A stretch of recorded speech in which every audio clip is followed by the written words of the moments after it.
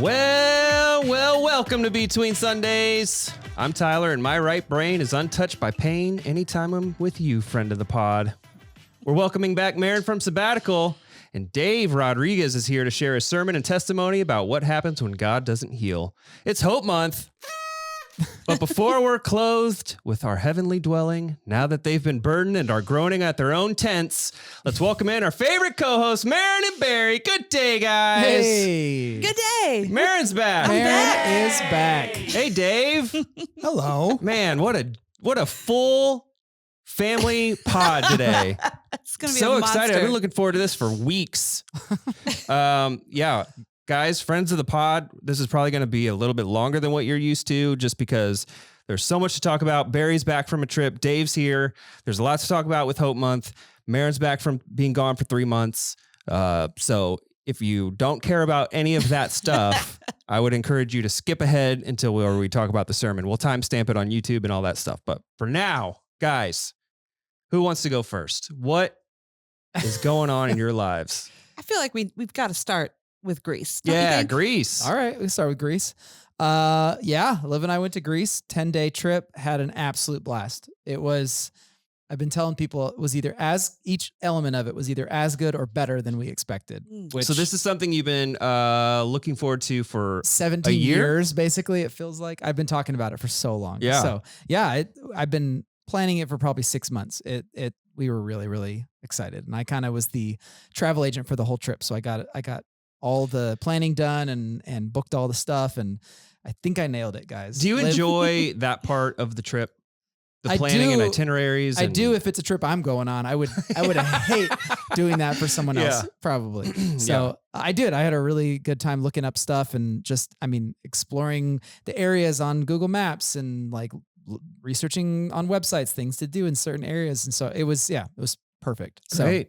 we did like 3 days in the Athens area where we got to see like the ancient Agora and the Parthenon up on the Acropolis, and got to go where the Areopagus, where Paul gave his speech in Athens, presumably. And then we went and spent another 3 days in the area of the Isthmus of Corinth, which is where obviously You don't have to tell us. We already know. Friends of the pod already know. the Peloponnese is separated from mainland Greece by a tiny little stretch of land, and that's where the city of Corinth was, with its Acropolis, the Acro Corinth. Yeah. It's right there, and you can still see the ruins of a bunch of stuff. So we spent time there, and then we went and spent some time in Milos Island, which is at the southwest of the Cyclades. I don't know how to pronounce that group of islands, but it's kind of like the last of all the, where like Santorini and you've heard of those, Nope. Mykonos and all Yeah. those islands. It's that same area, but it's like the southwesternmost island of those. It was awesome. Mykonos is plant-based cheese and butter. Well, there may be a that's how I brand. know it. That's how you know it. Cool stuff.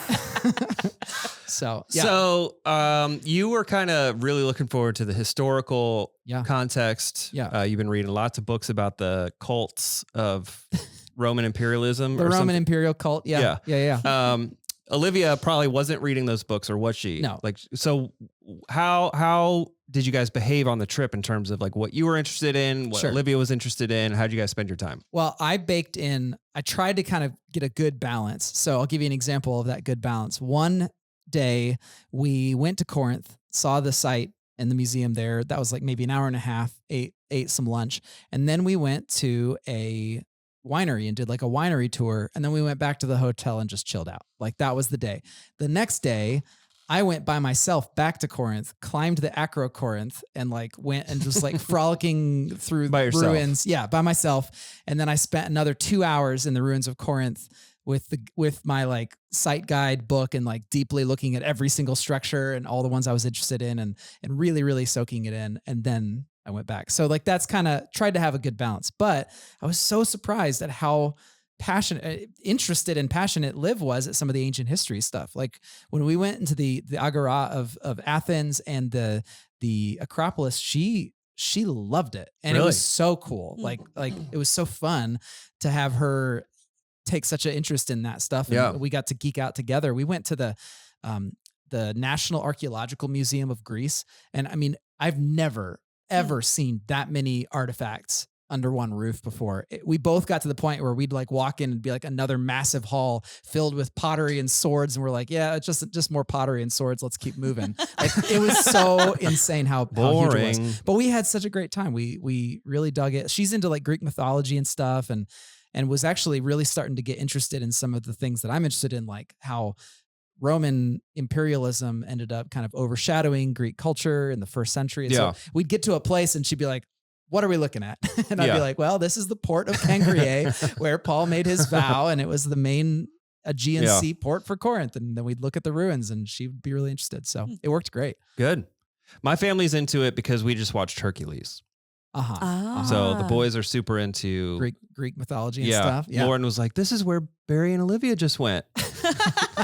Not Like they're up in the quite. clouds. Yeah, and right. stuff. Well- So the food was good. You went All right. sailing. Food was a bit of a bummer because we're vegetarians. The options are kind of limited. There's Greek salads, but there's only Yeah. so many like blocks of feta that you can have in a week. But it's so the best feta. such good feta. I will say breakfasts were insane. They were so good because we'd have like Greek yogurt and pastries Oh, yeah. and like That's where you they go had for good baklava, Greek all that yogurt. kind of good stuff. So it was amazing breakfasts. But then the rest of the meals were kind of like piecing together nutrition. Kind of like what they do here. Yeah, but it's a Yeah. little, most restaurants here at least have like little indications of where the veggie options Yeah. are. So anyway, Hmm. it was awesome. We had a blast. So is there plans to ever return, or is it just like checked off the list? We're on to somewhere new next time. We both had such a good time. We'd probably go back. Although I think now we're both now like thinking, oh, maybe we need to do Italy and go check out like some of the ancient stuff there. Yeah. I don't know. We'll see. But I we feel had like a it'd be a blast. lot easier to be a vegetarian in Italy Because pasta. because pasta Because pasta. Yeah. and cheese. And pizza. Eggplant. What more do you Pizza. need? You had everything. Yeah. Yeah, really. Yeah, you should go there. So I would totally go back. I would love to. I'd love to like take people and show them Corinth Yeah. and show them what I've learned. But it's not as cool of a site as Ephesus. So I'm definitely going back. So to while you were Ephesus. gone, you posted a video of excavating your own pottery. Yeah. You want to share about that? Sure. Okay. So up on the Acro Corinth, which is like the old, like the mountain that's like right next to Corinth, or big hill, that used to be like the fortress, the fortification of Corinth. And it's been built over by like, it was the Greeks, and then the Romans, and then the Byzantines, and then the Ottomans, and then I think the Venetians were there for a little bit. So there's all these layers of like fortifications, but it's, you're basically like climbing up this mountaintop castle is what it feels like. And if you go all the way, which I did, of course, up to the very peak of the Acrocorinth, there are the unexcavated remains of the temple of Aphrodite, which used to kind of be at the top of this mountain overlooking Corinth. And they, back in Greek Corinth, they had like a ton of temple prostitutes and things. And so this was kind of like the center of that cult. Anyway, so I went up there, I was looking around, and it hasn't been excavated. So like there's just basically fallen rocks, fallen like pillars. I could see a little bit of a pillar, a little bit of a stone here, but they haven't dug anything up to see what's like really there. And there's several sites like that.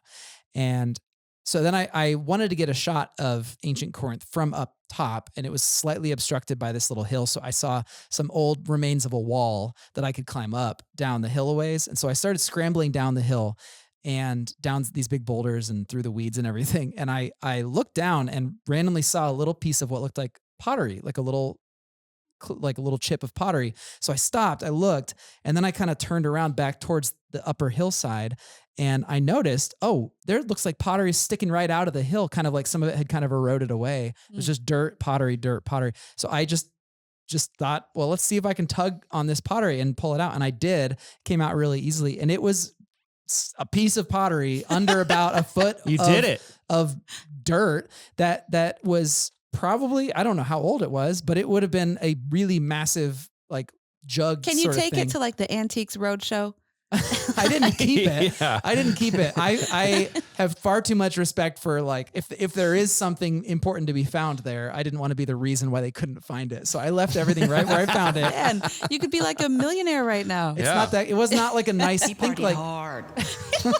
it was not like a fancy piece of pottery. It would have been like for use to like transport stuff. It wasn't like a big fancy gilded, Hey, anything like that. you did it though. You But I excavated. excavated my first piece of Yeah. pottery, which if you're any archaeologist friends of the pod, I know that pottery sherds are like a dime a dozen. You know, it's sherd, not shard. No. It No is. way. It is in I'm archaeology. never saying shird. Well, then you're never going to make it in the archaeology circles. But it's dime a dozen to find pottery. But to actually like unearth my first unexcavated piece of pottery was a really special moment for me. And I say first because who Absolutely. knows, maybe I'll end up being on a dig someday. Yeah. But You should. I want. Like, are there vacations where you could do that? Just I don't know like, about be on a vacations, dig. but as I've mentioned on previous pods, I've now started just reaching out to archaeologists when I read an article by them. I'm like, hey, can I ask you questions about this? And they're like, you care about this? And they say yes.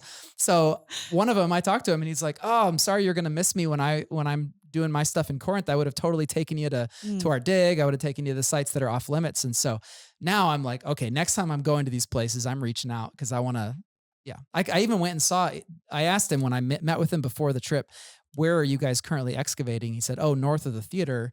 And I said, okay. So I went north of the theater and looked and well, there's the trenches with all this black tarp over it. So I couldn't really see much, but I could look down and I could see like they dig straight down these big kind of rectangular trenches. And you could see, oh, and there's a wall that they found. There's a corner of a build. It was very, very cool. Yeah. So anyway, that was my trip. It was great. It was a great time. That sounds great. I know that the jet lag was real, right? It was like it hit Olivia pretty hard, and then I was fine on the way there. Yeah, on the way back, I was also fine. I guess maybe I'm generally a little easier to get over jet lag than she is, but everybody's good now, though, right? Everybody's good. We're all set. Yeah, all right, we're good. And she's full on show mode now. Oh, big time! It's like rehearsals every day for the musical. Yeah, she's one of the wives of the brothers in Joseph and the Amazing Technicolor Dreamcoat. She is the wife of Naphtali, as he boldly proclaims his name at some point in the show. Yeah. So. All right. Anyway, we had a great time. Thanks for asking. Yeah. Yep. Dave, hey, how are you doing? I'm good. Yeah. What's new with you? You told me yesterday that that speaking at Grace was your third speaking engagement. I had 6 speaking engagements in 9 days. 6 in 9 days. Whoa. Yeah. This morning I finished my 4th. Wow. 4th, yeah. I've got 2 more to go. Ooh. So yeah, it's you're like unusually busy. Yeah, unusually. Yeah. So what's new in your life? What's going on? Honestly, you should tell them a little bit about what Destiny Works has kind of led to and what you're doing these days. I think it'd be news to some people. Okay. If you want, I don't know. I'm asking because I think it's interesting. Well, that's interesting because I don't think it's interesting, but it is. Probably the most interesting thing is that, and I think I've said this before. We started off, and we still are focused on things like purpose calling. We do workshops on purpose and calling. We do personal coaching with people. It's been hundreds of people now. Blah blah blah. But one of the interesting connections was with a national men's fraternity. Yeah. Alpha Tau Omega. And then that led to a connection with another fraternity, Phi Gamma Delta. So I'm doing a lot of consulting with their leadership and helping with their educational programming. But with ATO, there's a little overlap now with Maron and me because one of the things that I've taken over is the spiritual leadership of a very unusual program that Alpha Tau Omega does. It's not a Christian fraternity, although it started as a Christian fraternity, Alpha and Omega with the cross and middle ATO. But it's not a Christian fraternity now. The CEO is goes to Grace Fisher's, and that's how I connected with him. At any rate, they do a very, what I would call a Jesus forward weekend retreat called Encounter. And it has become probably one of the highlights of the year. I do 2 of them a year, and probably it might easily expand. And it's a straight on helping people discover their relationship with God the Father and their identity. And the reason why I say it's overlap, because while she was on her sabbatical, Maron and Jaden came and led worship for this encounter weekend. Right. And so we got to work together. We did. For a few days. And this was in Tennessee, right? Yeah, it was in Pigeon Forge. Yeah. Yeah. So Encounter, and then Dollywood, and then I'm going to be honest. Pirates of the Caribbean. If we could just stay up in the mountain in Pigeon Forge, I'd be happy. Yeah. But the rest of it, Nope. No, we went there a year ago, and it is insane. Nope. Yeah. Nope. Yeah. But at any rate, so I'm very busy and You're an honorary fraternity brother now. not honorary. Legit. They did Officially. They not Did you get honor the tattoo? initiated me, but once they honor initiate, you're in. So I So can't. do you have to go to like Rush and all that stuff? No, I didn't. Have, Any I- ATO tattoos that we should be aware of? Brands? You got any brands? I can't talk about any of that. Yeah. Yeah. You got the Real handshake? strict. Yeah, I got the handshake. I Yeah. never all those things, but yeah, I wasn't in a fraternity when I was in college, so it's been interesting. So thanks for asking. There's a lot going on, a lot of speaking, and with a lot of different organizations. I'm very busy. Yeah. Great. Good. Yeah, thanks. How's being a grandpa? The best, The best? the absolute best. Yeah. Yeah, that's definitely highlight of my Good. life. Good. All right, Maron, you're up. It's my turn. You've been gone for 3 months. When Oh, we last man. left you, we had a lot of questions. What are you expecting? I would love to listen to that episode. Yeah. Like, what did I say? What did I think sabbatical would be? You said something like, I know, I mean, you knew at that point that you were starting with like a funeral, right? Yeah. You started your sabbatical with a funeral, and you Yeah. said, after that, I feel like I'm just one thing after the next. There's a lot of music things lined up, Mhm. but I'm praying that I have direct and meaningful encounters with God. That's kind of how we left it. Yeah. So, Okay. did you? I nailed it. So what happened? And tell us all about your sabbatical. No, I told someone today it was everything I prayed it would be. Everything that you just said. It was a lot. Kicking it off with my aunt's funeral, that was really rough. We actually had to put our dog down a couple days before that funeral had happened. It started in a really just heavy way, but then started to kind of turn a corner pretty quickly. I was afraid that it would take me a while to unwind and actually start the process of Yeah. resting. But as I look back on it, well, it was kind of wild. The first thing I did was babysit 2 young boys, ages 4 and 6, I want to say. The most restful thing. Yeah, the that- most restful thing. I know all yes, about that. You were both involved in that. Thank you for your help. I was? Well, via your wife and Yeah. her parents' pool. Yes. That was- okay. that was very I had needed. nothing to do with it. No, I had these boys for 12 days. They're from Chicago. Their mom is a good friend of mine, and she was giving birth and needed somebody to watch the boys while she went and had the baby. And For so it's 12 days. one of those things where you don't know. You don't know when the baby's coming. And so I took the boys kind of closer to her due date. But then I had them for 12 days. So we went to the farm. The boys saw the pigs. Okay, And yeah. the farm was That's a always a highlight. winner. Picking fresh strawberries off the ground was a highlight for the boys Mhm. and for me. Yes. And then we hung out with Lauren for a couple of days. And I'll tell you what, I don't think I've shared this story with either of you yet. And this feels a little weird because I know I'm talking to the friends of the pod, but I'm also talking to you. Yeah. Yeah. You already know a lot of sabbatical stories. You already know a lot of sabbatical stories. You're a big part of my sabbatical story. So this feels a little bit weird, but Tell was- Christina. Christina, you know what? There was this day. One of the things I did over sabbatical, I took a class. I took a spiritual formation class, which was a wonderful way to spend some quiet time, just diving deeper into spiritual disciplines and things like that. And so one of the days was it a sabbatical day or something, like 24 hours to stop and no electronics and that kind of thing. It was all part of the class. And so I went and took a walk that day. I live really close to a playground, and walking around the playground in the heat of the summer, hearing all the children's laughter and the moms with their diaper bags full of snacks and stuff. And I got a little weepy because that used to be my life. And I, to this day, would say that those were the best years of my life when my kids were that age and I got to be that mom, living our best lives in the summer. And my kids are adults now. And so it felt like, because I was alone with my own thoughts on sabbatical, this was the first time I actually sat and thought about that. I'm grieving the loss of that season of my life. And I asked the Lord, will there ever be another season like that? There's just so full of joy and so much fun. And yeah, it was exhausting, but so much fun. And so then I had these boys for 12 days and I'm getting to kind of live You're that like, life. Enough, Lord. No, I'm getting to go to the park with Lauren and we're packing bags and we're going to the pool. And then the sabbatical really kind of ended with my sisters coming to visit me. Mhm. Each sister has 4 children and all of them stayed in my house.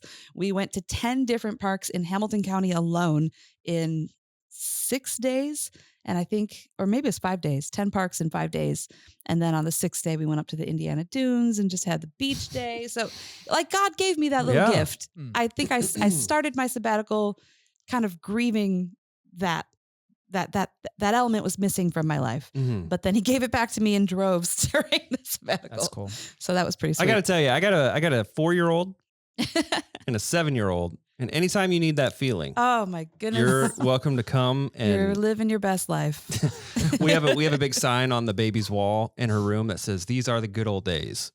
Yeah. And when you shared that story It's a couple 100% true. days ago, I was like, oh, she would probably agree with that. 100% true. But it's hard It's when hard it's in like its own they're all right. hopped up on high C and Yeah. you just want them to go to sleep. And I saw a TikTok of somebody, they're at like a campsite. The mom is holding a wailing baby and there's a screaming toddler next to it, like, yeah, like just like, and the person holding the camera is singing, "You're gonna miss this.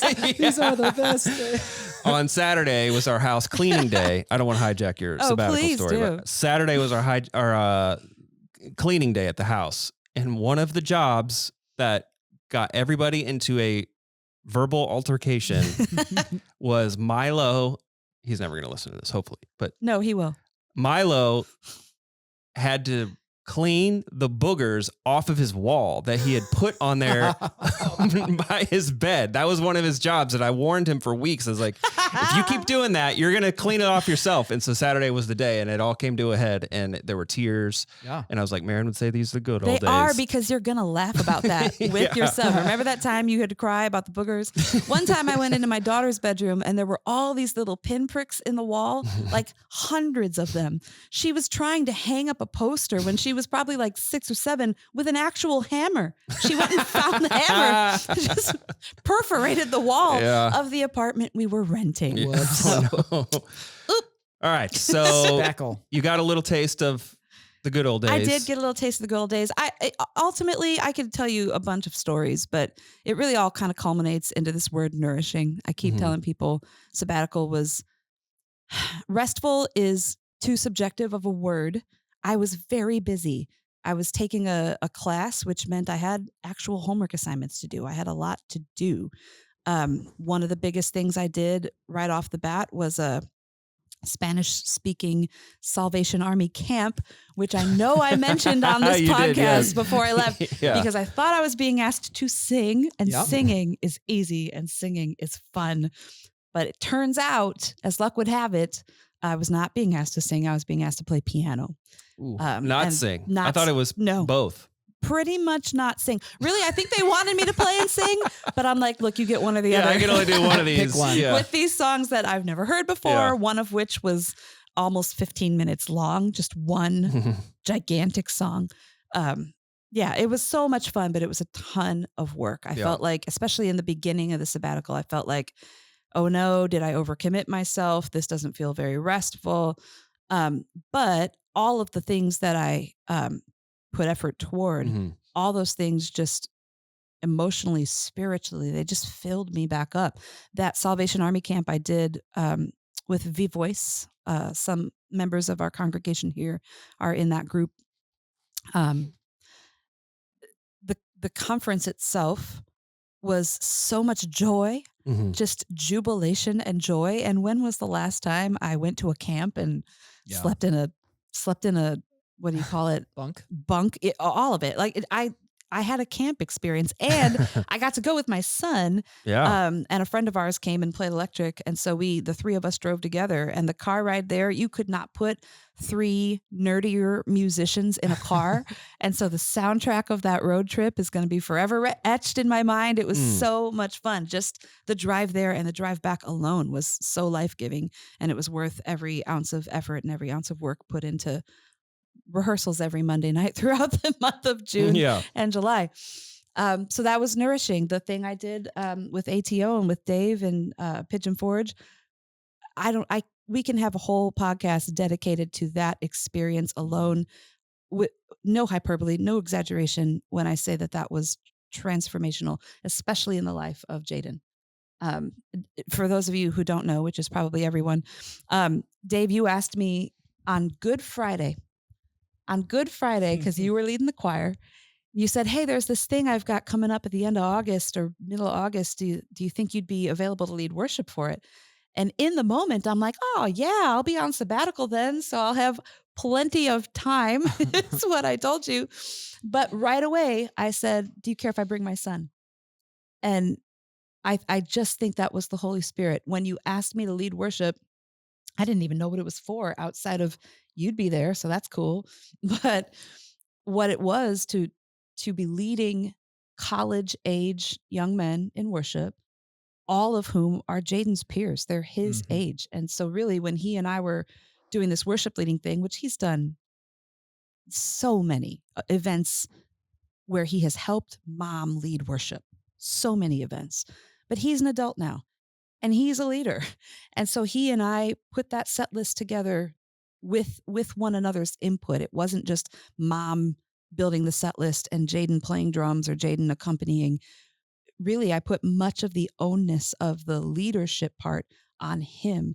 And so watching him develop throughout the weekend and what that did for his own personal walk with Christ, for his own spiritual edification. He was a participant as much as he was a leader. And I think I felt that way too. I felt like I was a participant as much as I was a leader. And again, that will forever be one of the high points and a defining moment of the sabbatical, is just being down there with you. So thank you for the invite. You're welcome. Thank you for being there. She was the only woman. I was. Yeah. She was mom on site. House mom. House mom. She was house mom. I said I wasn't gonna like drive what you wanted to say, but I want to ask you something specifically about this. Okay. Because you talked about praying that God would give you kind of the good old days, like a picture of that in your life again. When you talked to me about this experience down in Gatlinburg, you were like, I kind of came to grips that I could be these boys' mom. Yeah. And I discovered, I still have a heart of a mother. Will you share a little bit about that? Because I want to make sure that I'm connecting a dot that maybe you haven't connected, because I haven't heard you talk about it yet. Yeah, actually, you are connecting a dot by even just saying what you said. And I had not considered that until you just said it. So one of the things I did on sabbatical, I went to a different church every Sunday, which was also super nourishing. It just was. Quite literally, Korean church gives you lunch after church. It's part of their services. The pastor Who's of on the top now, loser? Desi was my rider all summer, and Des and I would go to different churches every Sunday when we were available to. And so one day I took Desi to a Korean church. It was a very small church. The pastor came up to us after service and said, "You can't leave or you'll miss the most important part of our service," which was the lunch fellowship after service. Super nourishing, spiritually, physically, all of it. It was just awesome. So anyway, one of the churches I visited, I came home after that afternoon and just knew I needed to do business with God. I got my journal out and I just started writing. And the first thing that flowed out of my heart onto the paper was, I have the heart of a mom. And before and above most things that I am, above the pastor that I am, or maybe even the woman that I don't know. I just know that I know that I know that I am a mom. I have a mom's heart. I just do. I love when my house is filled with my kids and their friends. I love when they're raiding my refrigerator. I love feeding them. I love hanging out with my nieces and that's my heart. That's just, I think I identified that is a core part of who I am. And so it did feel a little weird being the only woman in this beautiful cabin in the mountains. But I'm literally surrounded by just fraternity guys and their small group leaders, and my son is with me. But I felt nervous that my presence would in any way hinder someone from sharing. I thought that I would take the downtime between worship sets of this thing and sit out on the wraparound porch that had a panoramic view of the mountains. And I thought that I was going to sit out there and have coffee and just do a lot of deep thinking. Yeah, and flannel. But when I went out there were pockets of small groups of young men meeting everywhere. And I thought, oh no, like I don't want to accidentally overhear someone sharing their heart. I don't want them to see this mother figure walk by and then clam up and not share. Yeah. I just got all up in my head. And so I told Dave, listen, I'm going to hide in my room and I will come down for meal times and I'll lead worship. And I think I'm just going to lay low. But then as soon as I said that, the very next thing that came out of my mouth was, but you know what, Dave, I have the heart of a mother. And if any of these young men in this place, if you get the sense that they could use a mother's words, a mother's heart, don't hesitate to come and find me. I am going to lay low, but I can see God's hand in this. Maybe it's not so weird that I'm a woman in a house full of young men. Maybe a mother's voice is exactly what they need. Maybe God did all this on purpose. Yeah. Wow. Yeah. So there was a night of prayer that I wasn't leading for. I wasn't playing piano for this particular portion of the event. I think there was some music playing in the background from like a MP3 something or other, which gave me the ability to kind of stand in the back of the room and just pray over these young men, just without praying one-on-one individually, just kind of generally praying for the group, again, in a very motherly way, just praying for all these young guys and this generation, and particularly these, 40-something guys that were assembled in this room. I felt like that was my role. I felt like I was standing in for their moms and praying over them in that way. Just so happened there was a black bear taxidermied in the room, and it was kind of like on an awning perched over the living room. And I just felt the Spirit say, that's you this weekend. These are your boys.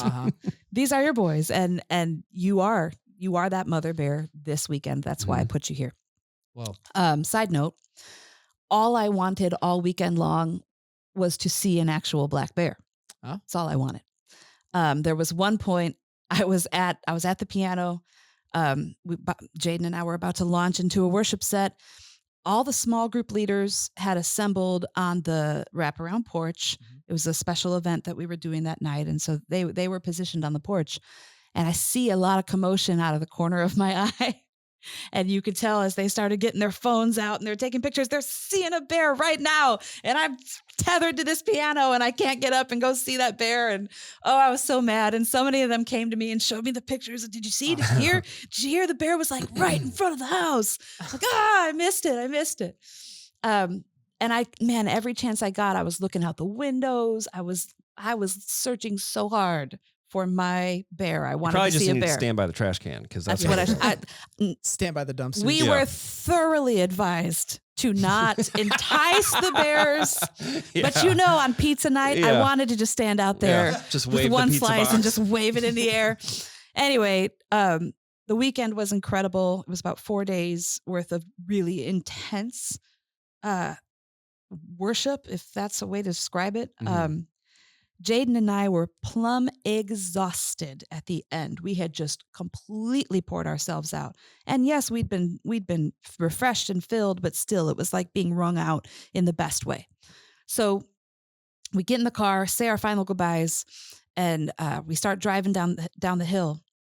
And I'm like, oh, Jaden, I never got our picture in front of the mountain range. We can't leave until I get that picture. So we do a U-turn, come back up the hill, we get our picture.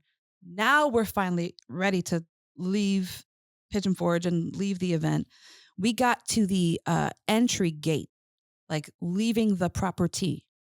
And there's a mother bear and her 2 cubs just walking across the road. Oh my gosh. So it was awesome. That's awesome. Even that. It wasn't just any bear. It was literally A mama bear a with mama the cubs. bear Wow. and her 2 children. So I was like, okay, Lord, I see So you. I think it's so cool. And these are the dots that I don't know that you've connected. Maybe you have. I hope you have. But I think it's so cool that you started your sabbatical, like mourning a season of like lost version of motherhood, right? You're like praying for that. And then you get glimpses of that through your friends, kids' experience and your sisters coming to town and things like that. But also through this experience, like it's you discovering more than anything, I have a heart of a mother. That is the good old days. Like that is the thing that you yearn for. And I think it's so cool that God brought you consistently all the way through from like, man, I really missed that part to this is who I am and this is what I love most to out of sabbatical being like, this is my experience now is like, yeah, motherhood obviously looks different practically and all these things, but you still serve a very vital good old days role in so many people's lives as the spirit of a mother. I think that's really cool. Yeah. Yeah, you're right. I think that he absolutely painted that picture for me and is even now, I mean, even in real time, helping to clarify that. Yeah. Yeah, you're Cool. right. All right. So we're like an hour and a half in and now we're going to transition to week 3. Maron, thanks for sharing that, by the way. Thanks for helping doing me that. connect Thanks the for being dots. back. Dave, thanks for being here. But we're going to transition to week 3 of Hope Month. Our series in Hope Month focusing on the healing of the broken place of pain. So Dave, you're here because you gave the message this past weekend. So do you mind sharing what the big idea was of the sermon, or as you put it, testimony that you shared with us? Yeah, this was an unusual because as opposed to almost every other time I've ever spoken, I wouldn't say there was a real concrete big idea other than this is my story. Mm-hmm. So this is my story as relates to the will of God, unanswered prayer, and when it comes to healing, what happens when God doesn't heal. So it was an autobiography more than a sermon about those subjects.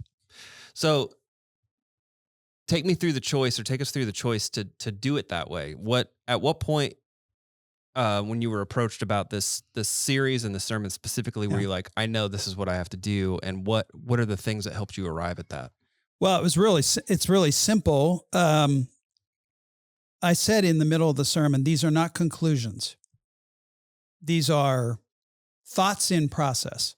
And so I knew that it would be difficult for me to form a 3 or 4 point sermon with a big idea about here's some conclusions or here's some things to think about regarding unanswered prayer. I knew I was in process, so the sermon had to sound like I was in process because I am in process. So and then I realized this is my story.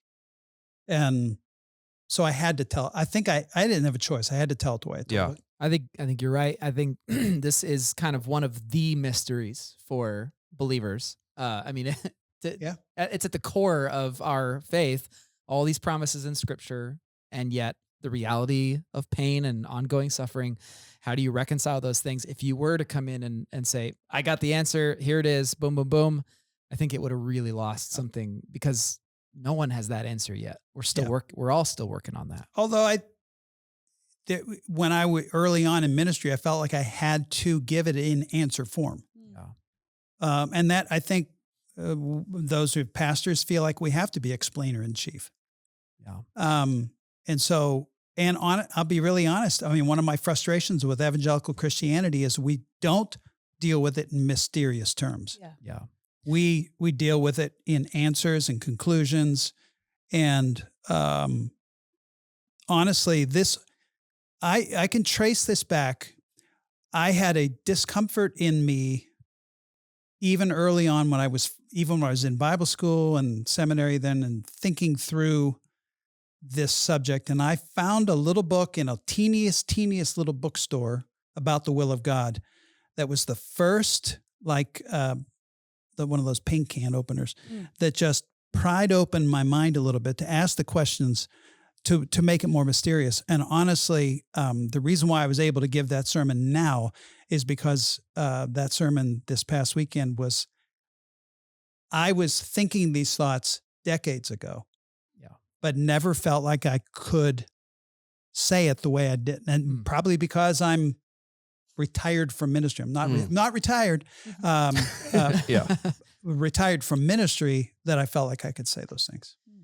And yet the reason we joked about me giving you this topic, like that was unfair for me to throw that on you. But the reason I did was because I remember sitting under your teaching for years and years where you did address this, and maybe you didn't come to the same conclusions that you shared this weekend, but you routinely expressed it in terms of mystery, not certainty. And Tyler, can I ask a question? Am I allowed to ask a? Yeah, I guess. Yeah. sorry, man. I'm curious because you mentioned a little bit of your upbringing and some of the experiences that you had of the declarative certainty and all that stuff in ministry. Would you say that your reaction to that is what shaped your sort of willingness to wade into the unknown and acknowledge the uncertainty in ministry in your sermons? Because from my experience, you did. Yeah, that's a good question, and see if I'm answering it correctly. The thing is, when I say I grew up in a Psalm 91 family, it wasn't like it was pounded over. It wasn't pounded over my head. As a matter of fact, it was just assumed. Yeah. So we would sing songs about Psalm 91, or we would and then when I went to Bible school, it was the same thing. It was a Psalm 91 school. No one ever hammered it over our heads that you have to believe it this way. But the fact is that no one gave us. I grew up no one giving us the opportunity to think any other way about it. Yeah. Even like I used the phrase in this sermon this past weekend that Psalm 91 was riddled with inconsistencies. Yeah. Did you get any pushback on that? No. Yeah. Because it is. Yeah. But I would have, no one ever even implied any of that when I was growing up. It was just common knowledge that you just believe these things. And if it doesn't come true, you don't question it. You just say God's ways are higher than our ways. Or you're not believing hard enough. Or you're not believing, or you take the blame on take the blame on yourself. That's little faith. So I don't want to give the impression that I was in one of those name it, claim it houses. Mm-hmm. It was not. It was not at all. It just was what's the word? Unconsidered. We just never considered anything other. I don't know if I answered. Yeah, your you definitely acknowledge the deep tension between the biblical promise of healing and the actual painful reality that so many people, including you, went down a list of things that you've experienced yourself. Yeah. And what you have seen people face. One of my questions was, what to you and to everybody, what do you think this suggests? Like, what does this tension suggest? I mentioned it a couple weeks ago when I was hosting, but I'm in a relationship with somebody who would call themselves a Christian, Christ follower, but declaratively does not believe God is a healer because he's had this debilitating pain for his entire life. It's affected his job, his relationships. He believes in God, but he does not believe that God is faithful and his promises to heal.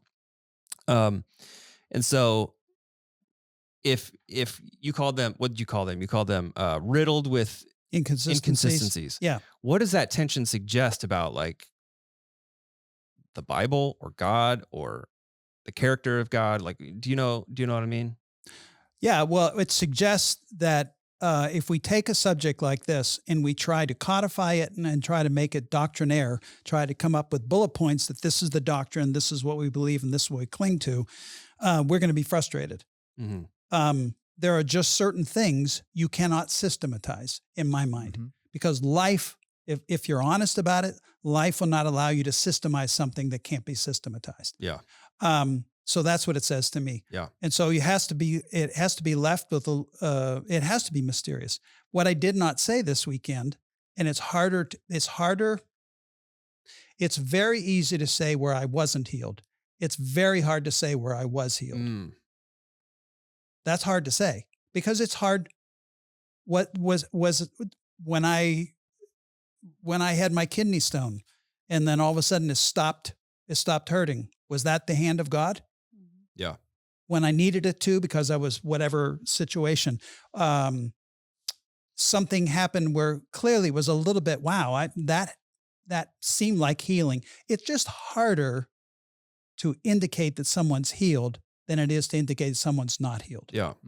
But I still believe that God does heal. That's what I said. I cling to that, like with my fingernails digging in, because the scripture, and I, at the end of the day, like at my first point was, you cannot, it is so pervasive in the scriptures that to eliminate that through line, I think you would agree with this, right? Yeah. You eliminate that through line, and everything else gets thrown out, in my mind. Yeah.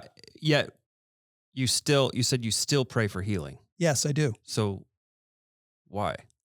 Because I do believe that God not only can heal, but wants to at times. But it's hard for me to identify when he does. I've struggled with this. My mom is not here. Yeah. You better believe we prayed for her to be healed. Yeah.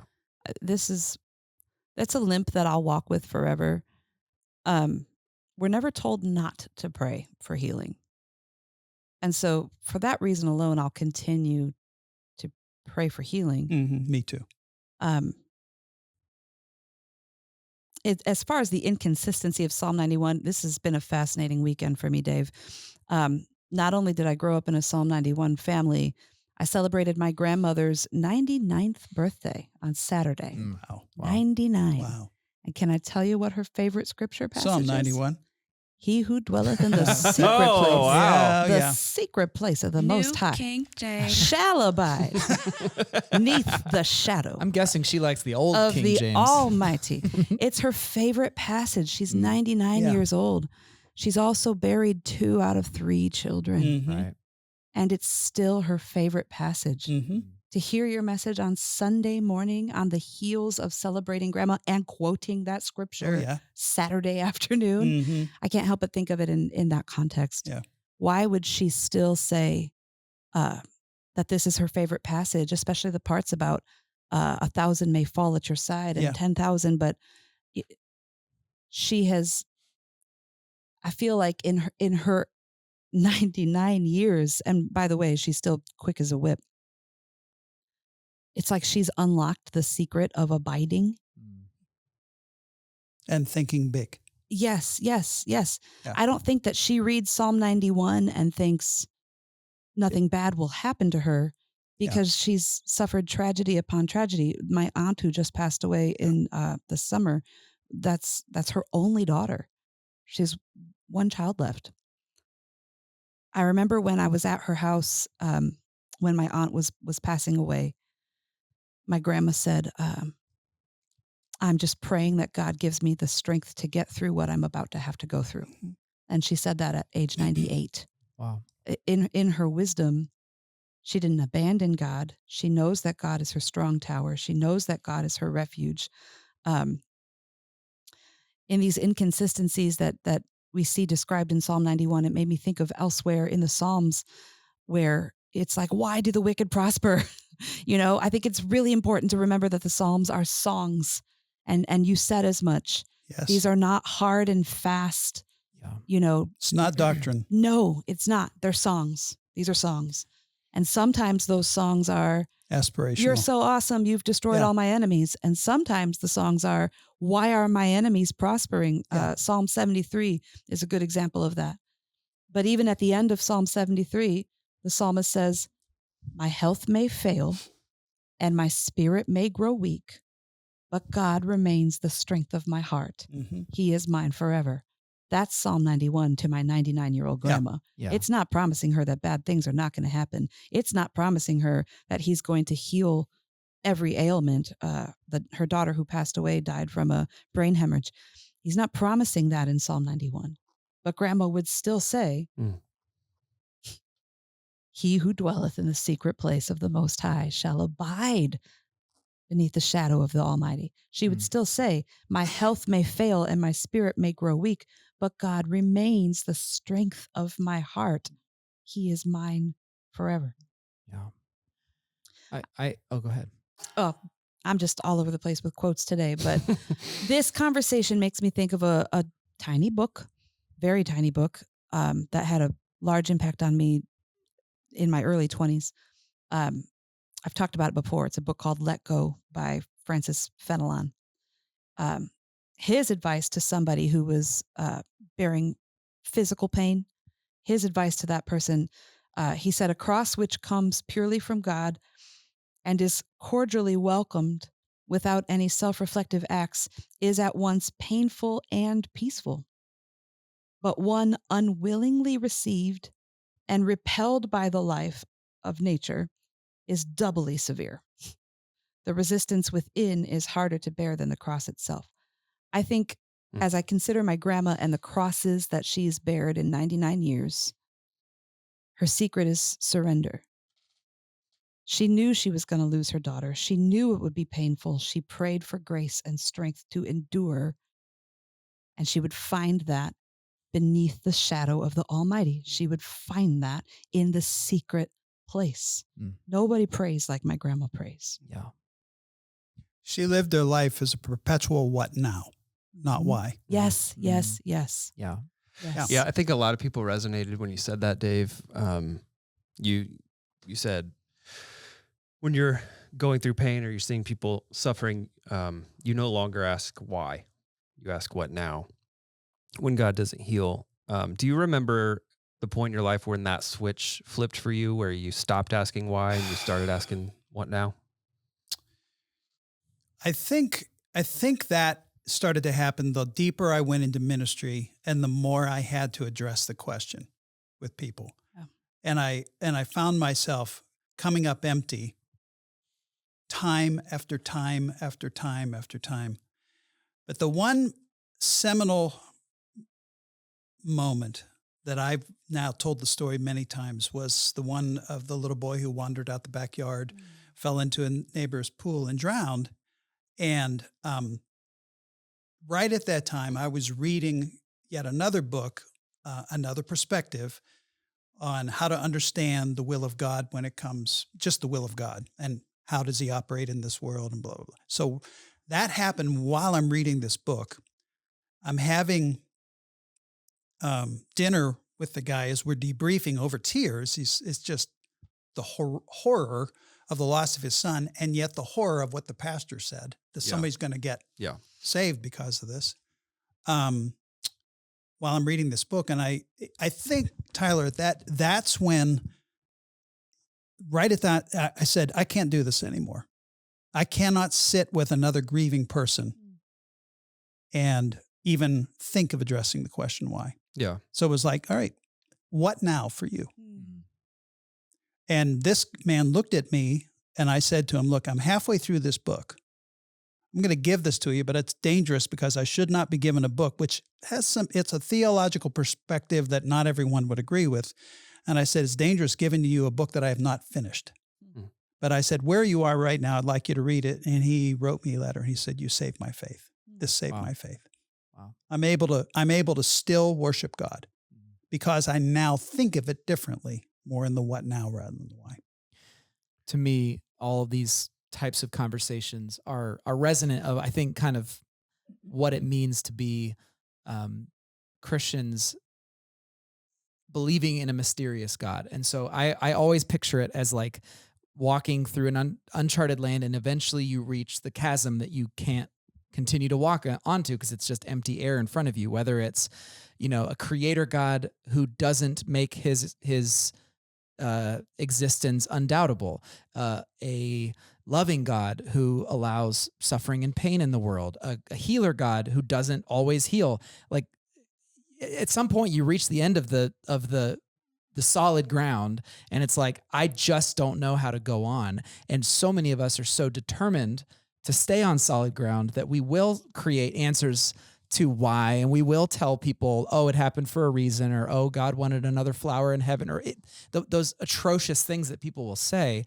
instead of, I think, what we're being invited to do, which is to kind of take a leap into this is what faith is, this is what trust is, which is to continue moving into that unknown that does not offer us the solid ground that we're looking for as humans. I can't get around the fact that this seems to be the very kind of nature of what our faith is like. We are like two-dimensional creatures trying to understand three-dimensional objects. We don't have the faculties for it. We don't understand why. Yeah, another person that I'm in a relationship with, I was talking, it was a while ago, but I was talking to him about this concept. I wasn't using language like why and what now, but he said it seemed, he was a skeptic, and he said it seems like when you tell me that you're going to pray for healing, despite all the evidence to the contrary that that's not going to happen, when you instead of asking why, instead saying what now or whatever, I didn't use that word, but he said it seems like you're in a form of denial. It seems like the persistence of prayer and hope for healing becomes a lack of, you're not accepting reality because you're asking these questions that can't be answered, and you're still praying for them. But I said something to what you just said, Barry, which is like, it's got to be somewhat mysterious. There has to be some kind of mystery, because if I ask why, Dave, you said we ask why to keep ourselves from going crazy. So we don't lose our minds. Yeah. Yeah. If I ask why and I don't get an answer that's sufficient, which I won't, that will make me go crazy. Like knowing the answer isn't going to help, that pain. But you said something interesting though about sort of accepting the world that we are in, or whatever, accepting the reality. I think part of what it means to follow Christ is that we don't accept reality. Yeah. We don't accept that this is the end of the story. We are new creation people. We know where things are headed, and we know what was begun when Jesus came on earth. And so why do we ask for healing? We ask for healing because we are already experiencing the first fruits of new creation. And sometimes it leaks into our life in such a way that it does bring healing and life in a place that otherwise wouldn't have it. Yeah. And I can't give you the rule book for when and how and why that is, but it is. And I think most people who have been walking with Christ for decades, your grandma, I'm sure, is one of them, can look back at that golden thread of God's faithfulness in her life, of healing moments where she has experienced the presence of God, where even she's experienced with the longevity, God not coming through for her. And then 10 years later, she understands, oh, I see why. Or the comfort. Yeah. It's a both and. I don't know why we always try to it's all or nothing with us, right? Sure. Either he heals or he doesn't. Right. No. He meets us in our pain. Yeah. He comforts us. He gives us strength to endure. All these things. We're just very pain averse. Yeah. We're human beings. Especially in our culture today. Yeah. I'm with you. Yeah. Yeah. As much as my grandma was praying for her daughter to be healed completely, my aunt had a massive brain hemorrhage 8 years ago. 8 years ago. And she'd been bedridden for a long time. But at least she was alive and having conversation with grandma every day, even though her quality of life had vastly diminished. My grandma was still praying for a complete healing, didn't want to outlive her daughter. But even if he doesn't heal her, even if he chooses to call her home, then I pray that he gives me the strength, the stamina to endure what's going to be a horrific and painful and terrible thing. To see her just a few months beyond the death of my aunt, to see her at her birthday gala, dressed to the nines. Of course. To the nines. And to see her still have a smile on her face as she watches her grandchildren and her great-grandchildren and her great-great-grandchildren. Yeah. Wow. Dance around the dance floor. And she gave a little speech at the end of the night, and thank you all for coming. The secret is abiding. The secret is finding shelter in him, not just asking an escape out of the pain. Yeah, I think that is very profound, because Dave, you said pain is all consuming. You said it's a usurper of anything joyous, which that hit me in some real ways. I haven't gone through the physical pain that some people on the video that we've been showing, or people that we know, are experiencing, but I've certainly felt the weight of emotional, mental pain. And you're right, it crowds everything else out. You said it crowds everything else out. And in some of my darkest moments, someone spoke truth to me by just simply encouraging me to fight against allowing what I was feeling to rob me of the joy of the Lord. And that sounds so Bible-y and so simple, but that I cling to that now when I feel darkness. I'm like, the joy of the Lord is still here, but I could allow for this to rob that if I let it. But the joy is the gift that I'm allowed to hold above this darkness. And so,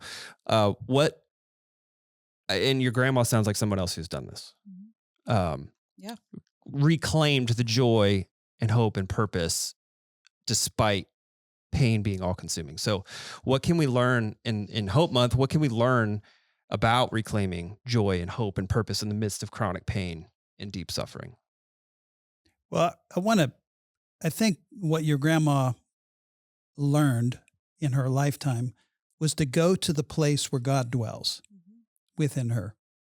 And that's one of the things that I've been learning myself, even in the last 5 or 6 years, some of the thinking and processing I'm doing about where God dwells within me.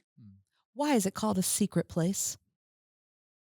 Yes. And this is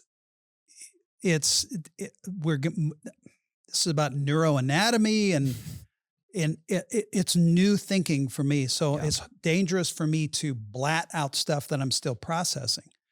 But there is this place within me and within all of us in our right brain where pain does not exist. It is not there. My left brain is the pains where I look for pain and I protect from pain, where I make decisions around pain. But my right brain is where joy lives and where God lives, where I am in and finding in what your grandmother has learned over her life is how to not let her left brain crowd out the wonder of the attachment of her right brain with God. The right brain, just a little neuroanatomy. When a child is born, their left brain is offline. What's going on with a child is their right brain is fully operational and your right brain is where you attach. That's why a child attaches to the mother because the right brain is firing. And little by little, they add left brain things like language and and motor skills and all those kind of things. But when children are born, they're only just right brain. But what happens to us over time is our left brain becomes dominant. And that's why we find it very difficult to go to the secret place. Yeah. But our right brain, and by the way, Encounter that retreat is very right brainish. Yeah. And now when you look through, you can see why I talk about attachment with God. And so one of the things I've been trying to do over the last 5 or 6 years in particular is to spend as much time as I can finding a way through meditation, prayer, silence, solitude to be in that attachment space with God. I think that's huge. That was the biggest takeaway for me. When you said, I am not my body. We are not our bodies. Because even as we age and experience pain, we can still be present with the Lord. And obviously that's the hope. But that's why I think what you just said, silence and solitude and communion with God are so critical, especially when we aren't in a season of pain, because that's the practice ground. We're practicing. We're training for what we will likely experience at some point in our lives, either in our own life or through people we love in their lives. But we can be in God's presence now, even in the midst of pain and darkness. Because our left brain is fed by doctrine. Our right brain is fed by mystery and song and beauty. Yeah. That's why the Psalms are so powerful, because they feed our right brains. They feed this place where I connect with God. If I want to learn something, my left brain is going to help me learn something and get something figured and check the boxes. My right brain is going to help me love. And my right brain is where mystery takes me. Oh, man. So we said this is Hope Month, and it is proving to be heavy. I mean, we can't talk about pain without feeling the dark side of that. But I think that Yeah. your testimony, and I know that you even said that you have thousands of micro traumas, Microtraumas, yeah. and you're still sorting through this. And I appreciate the vulnerability of just saying, you know, we don't have this figured out, but there is hope, and there is hope in this. And it relies on what Maron was talking about, on us surrendering and abiding by. And thinking big. I don't want to Thinking miss big. that point. Brendan Manning helped me understand that.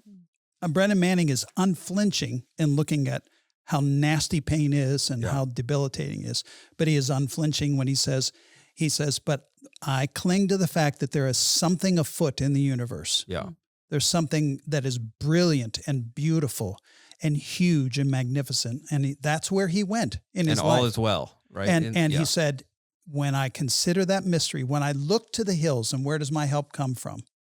When I look at the beauty of the hills or this wonder of this song or this poetry, that's when I get in touch with the mystery. And that's when things are all as well. Mm-hmm. It's interesting, thinking big. And when you said look to the hills, it reminded me of another encounter story. I shared this when I was down there. Jaden and I drove for 6 hours to get down to Pigeon Forge. And we did a lot of talking, which was wonderful. But I had a lot of anxiety going into this retreat. I felt like I was underprepared. I felt like I wished that I had sat at the piano for about 20 more hours just to make sure that I was confident. I did not have confidence as a musician going into this retreat. And I was just definitely in my own way and all in my own head. And it was kind of all about me. And somewhere in Tennessee, like we'd crossed into Tennessee. Maybe we were about an hour away. I don't know.